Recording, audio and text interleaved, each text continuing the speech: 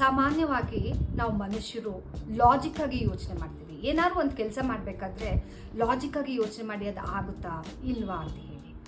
ಆ ಲಾಜಿಕ್ ಆಗಿ ಯೋಚನೆ ಮಾಡ್ತಾ ಮಾಡ್ತಾ ನಾವು ಎಲ್ಲಿರ್ತೀವಿ ಅಲ್ಲೇ ಉಳ್ದೋಗ್ಬಿಡ್ತೀವಿ.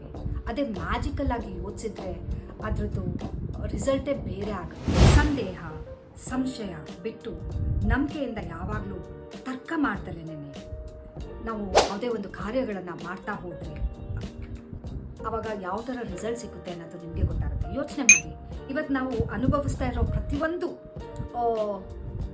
ಮೆಟೀರಿಯಲಿಸ್ಟಿಕ್ ಥಿಂಗ್ಸ್ ಆಗಿರ್ಬೋದು, ಯಾವುದೇ ಆಗಿರ್ಬೋದು, ಒಂದು ಇಂಟರ್ನೆಟ್ ಫೆಸಿಲಿಟಿ ಆಗಲಿ ಅಥವಾ ವಿಮಾನ ಆಗಲಿ, ಈಗೊಂದು ಕೆಲವು ವರ್ಷಗಳ ಹಿಂದೆ ಅದ್ರ ಬಗ್ಗೆ ಏನಾದ್ರು ಮಾತಾಡಿದಿದ್ರೆ ಅದು ಲಾಜಿಕಲ್ ಆಗಿ ಯೋಚಿಸ್ತಾ ಇದ್ವಿ, ಅದು ಆಗುತ್ತಾ, ಏನೇನೋ ಮಾತಾಡ್ತಾರೆ ಅಂತ ಹೇಳಿ. ನೋಡಿ ಎಷ್ಟು ಚೆನ್ನಾಗಿ ಆಗ್ತಾ ಇದೆ. It is magical. ನಂಬಿಕೆ ಅಸಾಧ್ಯವಾದದ್ದನ್ನು ಸಾಧ್ಯವಾಗಿಸುತ್ತೆ.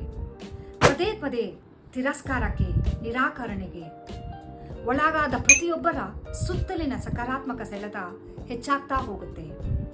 ಪದೇ ಪದೇ ಸೋಲು ವ್ಯಕ್ತಿಯ ಶಕ್ತಿಯನ್ನ ಹೆಚ್ಚಿಸ್ತಾ ಹೋಗುತ್ತೆ. ಆ ಶಕ್ತಿಗೆ ಗೆಲುವು ತಲೆಬಾಗ. ಗುರಿಯತ್ತ ಇಡುವ ಚಿಕ್ಕ ಚಿಕ್ಕ ಹೆಜ್ಜೆಗಳು ಗೆಲುವನ್ನ ತರ್ತಾ ಹೋಗುತ್ತೆ. ನನ್ನ ಗುರಿ ಶ್ರೀಮಂತವಾಗ್ತಾ ಹೋಗುತ್ತೆ, ಯಶಸ್ಸನ್ನ ಸಾಧಿಸ್ತಾ ಹೋಗುತ್ತೆ. ಯೋಚಿಸಿ, ನೀವು ಸಂದೇಹ ಪ್ರವೃತ್ತಿಯವರ, ನಂಬಿಕೆಯ ಪ್ರವೃತ್ತಿಯವರ ಅಂತ. ಸೂಕ್ತ ಮನಸ್ಸನ್ನ ನಂಬಿಕೆ ಎಂಬ ಆಯುಧದಿಂದ ಬಲಪಡಿಸಿ. ಆ ಆಯುಧ ಯಾವುದು ಗೊತ್ತಾ? ನಿಮ್ಮ ಪೆನ್. ಗ್ರಾಫೋಥೆರಪಿಯ ಮೂಲಕ ಅದನ್ನು ಬಲಪಡಿಸ್ಬೋದು. ಅಸಾಧಾರಣವಾದದನ್ನು